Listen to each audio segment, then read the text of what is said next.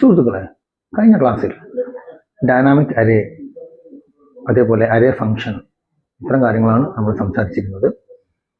ഇന്ന് നമ്മൾ സംസാരിക്കാൻ ഉദ്ദേശിക്കുന്നത് ഒരു ഡ്രോപ്പ് ഡൗൺ ലിസ്റ്റ് അതെങ്ങനെ ഡൈനാമിക് ആക്കാം. അതായത് ഒരു ഡ്രോപ്പ് ഡൗൺ ലിസ്റ്റിൽ ഒരു വാല്യൂ വരുമ്പോൾ അതിന് കറസ്പോണ്ടിങ് ആയിട്ടുള്ള വാല്യൂസ് തൊട്ടടുത്തുള്ള ഡ്രോപ്പ് ഡൗൺ ലിസ്റ്റിൽ തയ്യാറാക്കുന്ന രീതിയാണ്. ഡ്രോപ്പ് ഡൗൺ ലിസ്റ്റ് എങ്ങനെ തയ്യാറാക്കേണ്ടതെന്നൊക്കെ മുൻപേയുള്ള ക്ലാസ്സുകളിൽ നമ്മൾ പറഞ്ഞിട്ടുണ്ട്. ആ ക്ലാസ്സുകൾ കൂടി കണ്ട ശേഷം ഇത് കാണുന്നതായിരിക്കും നല്ലത്. ഇത് മാത്രം കണ്ടാലും മനസ്സിലാവും. കൂടുതൽ കാര്യങ്ങൾ അറിയണമെങ്കിൽ, അതിൻ്റെ മറ്റ് ഫംഗ്ഷനുകൾ അറിയണമെങ്കിൽ മുന്നേയുള്ള വീഡിയോ ലെസൺ 27 ഒന്ന് കാണുന്നത് നന്നായിരിക്കും. ഏതായാലും ഡൈനാമിക് ഡ്രോപ്പ് ഡൗൺ ലിസ്റ്റ് എങ്ങനെ തയ്യാറാക്കാം എന്നുള്ളതാണ്. അതിൻ്റെ ഗുണങ്ങൾ എന്തൊക്കെയാണ്, അതിൻ്റെ പോരായ്മകൾ എന്തൊക്കെയാണ്, അതെങ്ങനെ ഓവർകം ചെയ്യാം, ഇത്തരം കാര്യങ്ങളാണ് ഇന്നത്തെ വീഡിയോയിൽ സംസാരിക്കുന്നത്. എക്സലിന് ഇൻകം ആൻഡ് എക്സ്പെൻഡിച്ചർ സ്റ്റേറ്റ്മെന്റ് തയ്യാറാക്കാമെന്ന് വിചാരിക്കാം. അവിടെ നമുക്ക് head of account manually type ചെയ്യുന്നതിന് പകരം ഒരു ഡ്രോപ്പ് ഡൗൺ ലിസ്റ്റിലൂടെ സെലക്ട് ചെയ്യാണ്.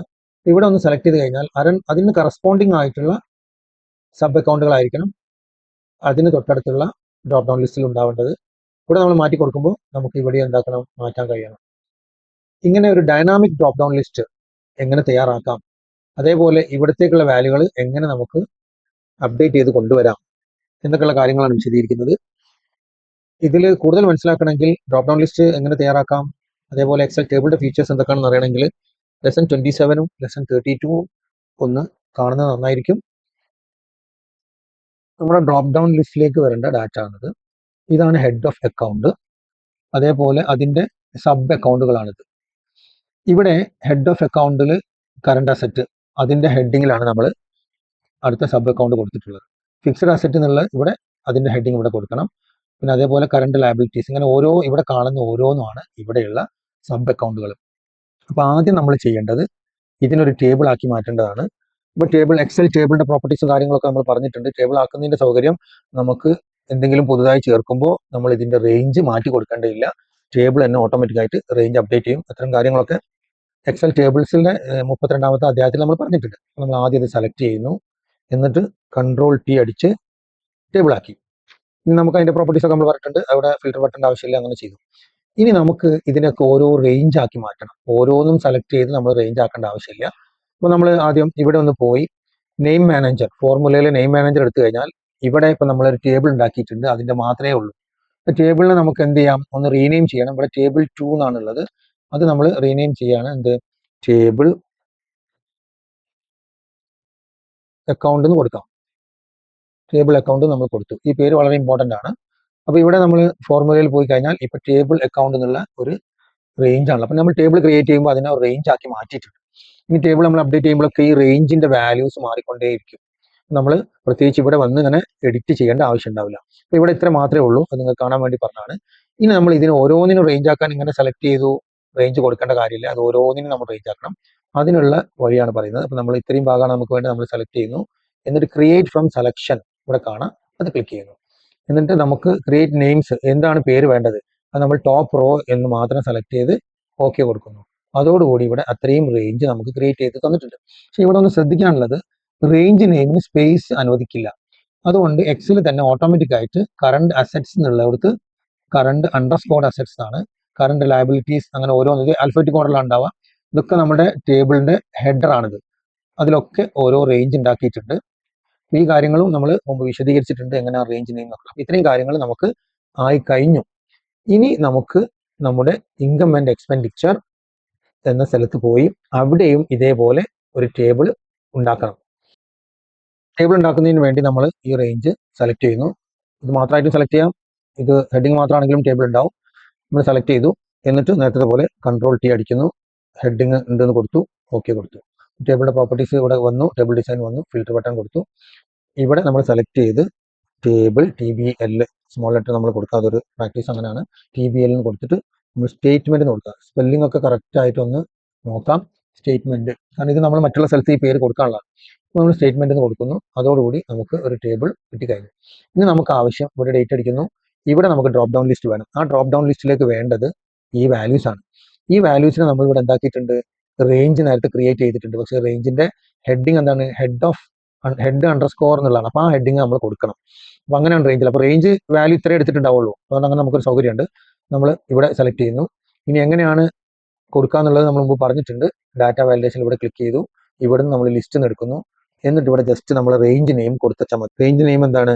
Head underscore of account. ഇങ്ങനെയാണ് ക്രിയേറ്റ് ചെയ്തിട്ടുണ്ടാവുക. നമ്മൾ ഓട്ടോമാറ്റിക് ആയിട്ട് നേരത്തെ ക്രിയേറ്റ് ചെയ്തപ്പോൾ നോക്കിയതാണ്. കാരണം അണ്ടർസ്കോർ ഇല്ലാതെ അല്ലെങ്കിൽ ഈ സ്പേസ് റേഞ്ച് നെയിമിൽ അനുവദിക്കില്ല. അപ്പം എക്സൽ ഓട്ടോമാറ്റിക് ആയിട്ട് ഇങ്ങനെ ക്രിയേറ്റ് ചെയ്തിട്ടുണ്ട്. നമ്മൾ അവിടുത്തെ ഹെഡ് ഓഫ് അക്കൗണ്ട് ആണെങ്കിലും നമ്മൾ ഓക്കെ കൊടുത്തു. ഓക്കെ കൊടുക്കുന്നതോടുകൂടി ഇവിടെ ഈ കാര്യങ്ങളൊക്കെ വന്നു. ഇനി ഇവിടെ നമ്മൾ ഓരോന്ന് സെലക്ട് ചെയ്യുമ്പോൾ നമുക്ക് അതെന്താ വേണം? ഇവിടെ വരണം. അപ്പോൾ ഇവിടെയും നമുക്ക് ഹെഡ് ഓഫ് അക്കൗണ്ട് വരേണ്ടതുണ്ട്. അപ്പോൾ അത് നമുക്ക് എങ്ങനെ ഉണ്ടാക്കാം എന്നുള്ളതാണ് അടുത്തതായിട്ട് നമ്മൾ ചെയ്യാൻ പോകുന്നത്. ഡ്രോപ്പ് ഡൗൺ ലിസ്റ്റ് ഇവിടെ ഉണ്ടാക്കുന്ന അവിടെ സെലക്ട് ചെയ്യുക.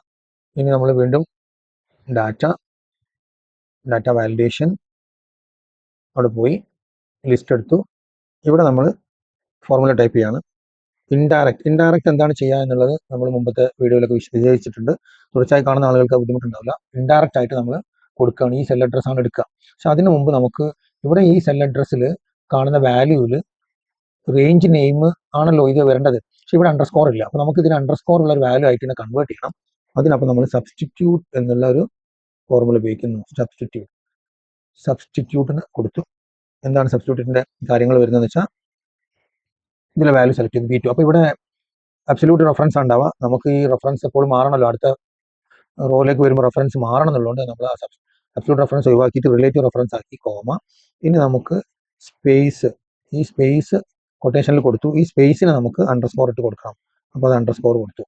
അപ്പോൾ ഇവിടെ സ്പേസ് കോമ കൊടുത്തു, പിന്നെ അണ്ടർസ്കോർ കൊടുത്തു. ഇനി നമ്മൾ ഇതിൻ്റെ ഒന്നാമത്തെ സബ്സ്റ്റിറ്റ്യൂട്ടിൻ്റെ ഇൻഡയറക്റ്റിൻ്റെ ബ്രാക്കറ്റ് നമ്മൾ ക്ലോസ് ചെയ്യണം. സബ്സ്റ്റിറ്റ്യൂട്ടിൻ്റെ ബ്രാക്കറ്റ് നമ്മളിപ്പോൾ ക്ലോസ് ചെയ്തു. നമ്മൾ 2 ബ്രാക്കറ്റ് ക്ലോസ് ചെയ്യണം. അപ്പോൾ ഇവിടെ ഈ ഇതിനകത്ത് കൊടുക്കുന്നതുകൊണ്ട് ഇതിൻ്റെ ഫോർമുലേൻ്റെ എറർ ഒന്നും ഇവിടെ കാണിക്കില്ല. നമുക്ക് ഓക്കെ കൊടുക്കാം. റെഡിയാണ്. അപ്പോൾ ഇവിടെ നമുക്ക് ഇനി ഇതിൻ്റെ വാല്യൂസ് ആണ് കിട്ടുക. ഇവിടെ ഇപ്പോൾ നമ്മൾ മാറ്റി കൊടുത്തു കഴിഞ്ഞാൽ ഇവിടെ വാല്യൂസ് മാറും. ഇതിന് 2 ഡിഫക്റ്റ് ആണുള്ളത്. കാരണം ഒന്നാമത് ഇവിടെയൊക്കെ സ്പേസ് ഉള്ളത് കൊണ്ട് നമുക്ക് ഇവിടെയും ഇങ്ങനെ സ്പേസ് ഡ്രോപ്പ് ഡൗൺ ലിസ്റ്റിൽ കാണിക്കും. അപ്പോൾ നമ്മൾ ക്യാഷ് ഇൻ ഹാൻഡ് എന്നുള്ള എടുത്തു. അപ്പോൾ actually cash in hand current assets ഉള്ളതാണ്. എന്നിട്ട് ഫിക്സഡ് അസറ്റ്സ് ആക്കി. അപ്പോൾ ഇവിടെ ശരിക്കും നമ്മളൊന്നും ചെയ്തില്ലെങ്കിൽ ക്യാഷ് ഇൻ ഹാൻഡ് തന്നെ കിടക്കും. കാരണം ഇവിടെ ശരിക്കും ആക്ച്വലി ക്യാഷ് ഇൻ ഹാൻഡ് ഈ ഡ്രോപ്പ് ഡൗൺ ലിസ്റ്റിൽ ഇല്ല. ആദ്യം നമ്മൾ സെലക്ട് ചെയ്തുകൊണ്ട് ഇവിടെ അങ്ങനെ കിടക്കും. അപ്പോൾ ഇത് നമ്മളിവിടെ സെലക്ട് ചെയ്യുമ്പോൾ നമുക്ക് ഇവിടെ ഒന്നെങ്കിൽ ഇത് ക്ലിയർ ചെയ്ത് പോകണം. അത് VBയിൽ നമ്മൾ കോഡ് ചെയ്യണം. അതിപ്പോൾ നമ്മുടെ ലെസണിൻ്റെ സ്കോപ്പിന് പുറത്താണ്. അപ്പോൾ നമുക്ക് എന്ത് ചെയ്യാൻ പറ്റും എന്നുള്ളതാണ് ഒരു കാര്യം. കാരണം ഇവിടെ ഒരു കണ്ടീഷണൽ ഫോർമാറ്റിംഗ് നമുക്ക് ചെയ്യാം. അതിനെക്കുറിച്ച് വിശദീകരിക്കാം. അതല്ലെങ്കിൽ പിന്നെ രണ്ടാമത്തെ പ്രശ്നം എന്താ, ഈ ബ്ലാങ്ക് ഒരു പ്രശ്നമില്ലെങ്കിൽ നമുക്കിത് അങ്ങനെ തന്നെ മതി. ഈ ബ്ലാങ്ക് ഒഴിവാക്കേണ്ടത് എങ്ങനെയാണെന്നുള്ളതും ഞാൻ വിശദീകരിക്കുന്നുണ്ട്. ഉദാഹരണത്തിന് ഇവിടെ നമ്മൾ സെലക്ട് ചെയ്യുന്നതോടുകൂടി ഇവിടെ ഇത്രയും വാല്യൂസ് വരുന്നുണ്ട്. ഈ വാല്യൂസിൽ പെട്ടതാണോ ഈ ക്യാഷ് ഇൻ ഹാൻഡ് എന്നാണ് നമ്മൾ ചെക്ക് ചെയ്യുന്നത്. അതെങ്ങനെയാണെന്നാണ് നമ്മൾ വിശദീകരിക്കുന്നത്. കണ്ടീഷണൽ ഫോർമാറ്റിംഗ്, ന്യൂ റൂൾസ് എടുക്കുന്നു, അതിൽ ഇവിടെ എടുക്കുന്നു. നമ്മൾ കൗണ്ട് ഇഫ് ഉപയോഗിക്കണം. എങ്ങനെയാണെന്നുള്ളത് നോക്കാം. ഇവിടെ നമ്മൾ കൗണ്ട് ഇഫ് എന്ന ഫംഗ്ഷൻ ഉപയോഗിക്കാം. കൗണ്ട് ഇഫിന്റെ ആർഗ്യുമെന്റ്സ് നമുക്കറിയാം. റേഞ്ച് എന്താണ് നമ്മൾ കൊടുക്കുന്നത്? നമ്മൾ നേരത്തെ കൊടുത്ത ഇൻഡയറക്റ്റ് എന്നുള്ള ഫംഗ്ഷൻ. അതിൽ സബ്സ്റ്റിറ്റ്യൂട്ട് വേണം. അതൊക്കെ എന്തുകൊണ്ടാണ് നമ്മൾ പറഞ്ഞിട്ടുണ്ട്. സബ്സ്റ്റിറ്റ്യൂട്ടിൽ നമ്മൾ B2യുടെ വാല്യൂ ആണ് എടുക്കുന്നത്. B2 എന്ന് കൊടുത്തു. ഇനി സ്പേസ് കൊടുക്കണം സബ്സ്റ്റിറ്റ്യൂട്ട് ചെയ്യാൻ വേണ്ടിയിട്ട്.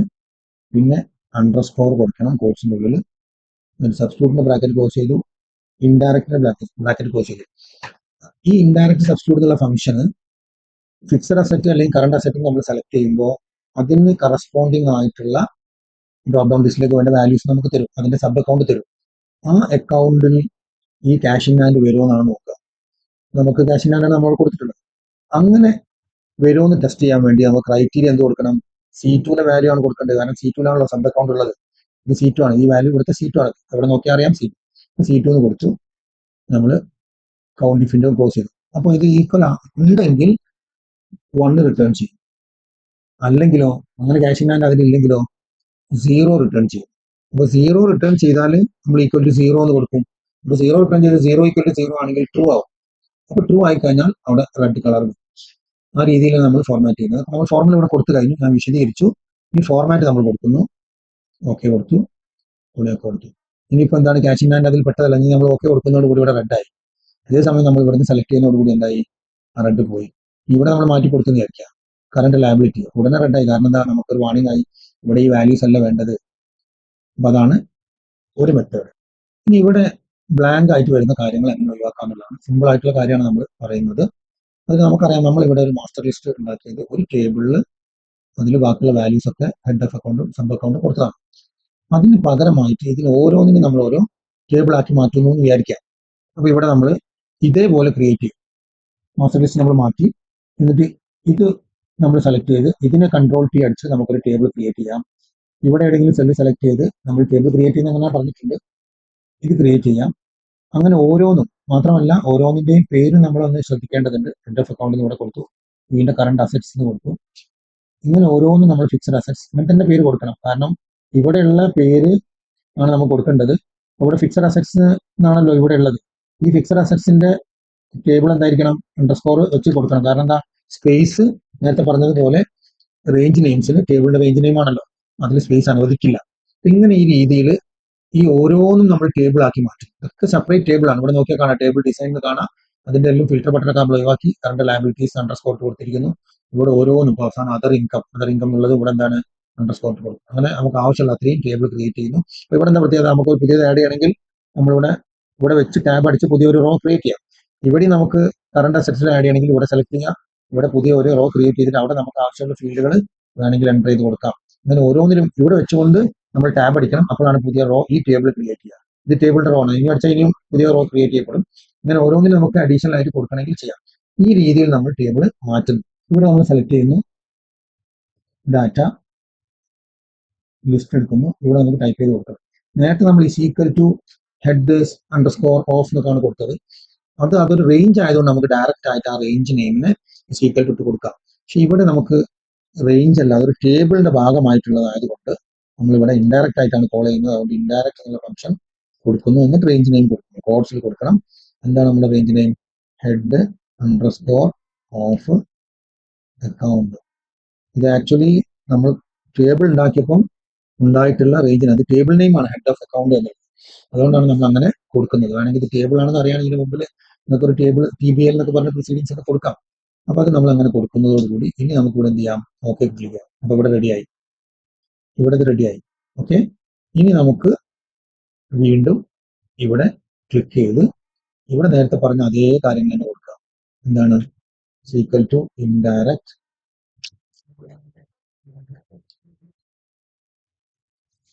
സബ്സ്റ്റിറ്റ്യൂട്ട്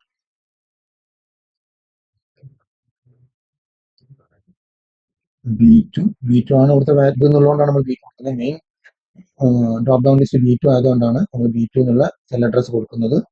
നമ്മൾ സ്പേസ് വിടുന്നു, കൊടുത്തു. ആ സ്പേസ് സബ്സ്റ്റിറ്റ്യൂട്ട് ചെയ്യണം എന്നുള്ളതുകൊണ്ട് അണ്ടർസ്കോറും അവിടെ കൊടുത്തു. ഇനി നമ്മൾ ക്ലോസ് ചെയ്യുന്നു. സബ്സ്റ്റിറ്റ്യൂട്ടിന്റെ ഇതാണ് ക്ലോസ് ചെയ്തത്. ഇനി ഇൻഡയറക്റ്റിൻ്റെതും ക്ലോസ് ചെയ്യുന്നു. ഓക്കെ കൊടുക്കുക. ഇത് കാര്യമാക്കേണ്ടതില്ല, കാരണം ഇവിടെ വാല്യൂ ഒന്നും ഇല്ലാത്തത് കൊണ്ടാണ് ഇങ്ങനെ മെസ്സേജ് വരുന്നത്. ഇവിടെ വാല്യൂ ഉണ്ടായിരുന്നെങ്കിൽ പ്രശ്നമാണ്, കാരണം source current valid to an error. കാരണം ഇവിടെ വാല്യൂ ഇല്ലാത്തതുകൊണ്ടാണ് നമ്മൾ യെസ് കൊടുക്കുന്നത്. ഓക്കെ, ഇനി നമുക്ക് ഇവിടെ എന്ത് ചെയ്യാം, കറണ്ട് അസറ്റ് സെലക്ട് ചെയ്യുമ്പോൾ ഇവിടെ എന്താ നേരത്തെ ചെയ്തു വെച്ചാലാണ്, ആക്ഷൻ ഞാൻ എടുക്കാത്തതുകൊണ്ടാണ്. ഇവിടെ നമ്മൾ ഓരോന്നും സെലക്ട് ചെയ്യുമ്പോൾ അതിനനുസരിച്ച് ഇവിടെ റെഡ് വരുന്നുണ്ട്. നമ്മൾ ലാൻഡ് സെലക്ട് ചെയ്താൽ ഓക്കെ. പക്ഷെ ഇവിടെ ശ്രദ്ധിക്കാനുള്ളത് നമ്മൾ നേരത്തെ പറഞ്ഞ പ്രോബ്ലം, അത് താഴേക്കുള്ളതില്ല, കറക്റ്റ് ആയിട്ട് വരുന്നുള്ളൂ. അതിന് കാരണം എന്താ വെച്ചാൽ നമ്മളിവിടെ കറക്റ്റ് ആയിട്ട് കൊടുത്തിട്ടുള്ളൂ. ഇവിടെ അഡീഷണൽ റോ കൊടുത്തിട്ടുണ്ടെങ്കിൽ അത് ബ്ലാങ്ക് ആയിട്ട് കാണിക്കും. അപ്പോൾ നമുക്ക് ഓരോന്നും ഈ രീതിയിൽ കൊടുത്തു കഴിഞ്ഞാൽ ഇവിടെ വെറുതെ ബ്ലാങ്ക് സ്പേസ് വരുന്ന ഒഴിവാക്കാം. പക്ഷെ കുറച്ച് സമയം എടുക്കും, ഓരോന്നും ചെയ്യേണ്ടി വരും. മറ്റേത് എളുപ്പമാണ്, ഈ ബ്ലാങ്ക് നമുക്ക് ഇഗ്നോർ ചെയ്താൽ മതി. ബ്ലാങ്ക് എടുക്കുമ്പോൾ ചിലപ്പം ബ്ലാങ്ക് മാത്രമാകുമ്പോൾ അവിടെ റെഡ് കാണിച്ചില്ല എന്നൊക്കെ വരും. അങ്ങനത്തെ പ്രോബ്ലംസ് ഒക്കെ നമ്മൾ ശ്രദ്ധിച്ചാൽ മതി. ഇത് കുറച്ചും കൂടി എളുപ്പമാണ്. നമ്മൾ ഈ വീഡിയോ ഒക്കെ ക്ലിയർ ആക്കിയിട്ടുള്ളത് 2021 മുമ്പ് ഉപയോഗിക്കുന്ന ആളുകൾക്ക് കൂടി വരാൻ വേണ്ടിയിട്ടാണ്. ഇങ്ങനെയുള്ള സിമ്പിൾ ആയിട്ടുള്ള ഇൻഡയറക്റ്റും സബ്സ്റ്റിറ്റ്യൂട്ട് ഒക്കെ അതിൽ വിടും. അതേസമയം നമുക്ക് കുറച്ചും കൂടി എളുപ്പത്തിൽ 2021 അതിന് ശേഷമുള്ള ഫംഗ്ഷൻ ഇത് ഉപയോഗിക്കുന്ന ആളുകൾക്ക് സോർട്ടിന്റെ അരേ ഫംഗ്ഷനും ഡൈനാമിക്സോ ഇതൊക്കെ ഉപയോഗിച്ചുകൊണ്ട് നമുക്ക് ഉപയോഗിക്കാം. ഇവിടെ നമ്മൾ ഓരോന്ന് ചേർത്ത് കഴിയുമ്പോഴും ഇവിടെ ചേർത്ത് കഴിഞ്ഞാൽ നമ്മൾ എന്ത് ചെയ്യണം, ഇത് കറക്റ്റ് ആയിട്ട് കിട്ടണം, ഇതൊന്ന് സോർട്ട് ചെയ്യണം. അല്ലാതെ ഈ ഓർഡറിലാണ് അവിടെ കിട്ടുക. ഇതിപ്പോൾ സോർട്ടഡ് ഓർഡറിലല്ല, നമുക്ക് സോർട്ട് ചെയ്യേണ്ടതുണ്ട്. ഓരോന്ന് ചേർക്കുമ്പോൾ നമ്മളൊന്ന് സോർട്ട് ചെയ്യണം. മറ്റേത് അതൊക്കെ ഒഴിവാക്കിക്കൊണ്ട് തന്നെ നമുക്ക് ഇവിടെ ഡ്രോപ്പ് ഡൗൺ ലിസ്റ്റ് ക്രിയേറ്റ് ചെയ്യാം. ഇതിനേക്കാളും ബെറ്റർ മെത്തേഡ് നമുക്ക് ഉപയോഗിക്കാം. പക്ഷേ 2021 മുമ്പ് ഉള്ള ആളുകൾക്ക് മോഡേൺ മെത്തേഡ് ഉപയോഗിക്കാൻ കഴിയില്ല. അതുകൊണ്ടാണ് ഈ രണ്ടാമത്തെ മെത്തേഡ് 21 ശേഷം ഉള്ള ആളുകൾക്ക് അല്ലെങ്കിൽ 21 മുതലുള്ള ആളുകൾക്ക് ഉപയോഗിക്കാൻ പറ്റുന്ന മെത്തേഡ് നമ്മൾ പാർട്ട് 2 വിശദീകരിക്കുന്നതാണ്. അപ്പോൾ അതുമായി നമുക്ക് അടുത്ത ആഴ്ച വീണ്ടും കാണാം. Good bye.